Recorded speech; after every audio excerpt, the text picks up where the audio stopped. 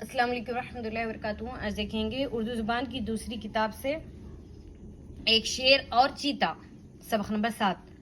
ایک شیر اور چیتے نے متفق ہو کر کوشش اور دوڑ دھوپ کے بعد ہرن کا بچہ شکار کیا.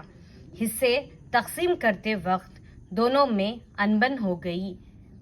تھے دونوں غصہ ور. یہاں تک نوبت پہنچی کہ ایک نے دوسرے پر حملہ کیا اور خوب کشتم کشتہ ہوئی. اس نے اس کو جھنجھوڑا. دانتوں اور پنجوں کے مارے دونوں لہو لہان ہو گئے.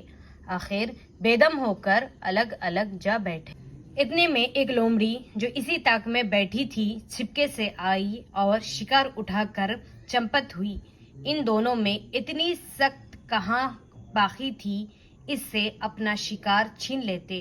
جب لومڑی شکار لے اڑی تو شیر اور چیتا اپنے کرتوت پر نہایت پشیمان ہوئے. شیر جو غصے میں آپے سے باہر نہ ہوتے تو یوں زخم کھاتے نہ مال اپنا کھوتے.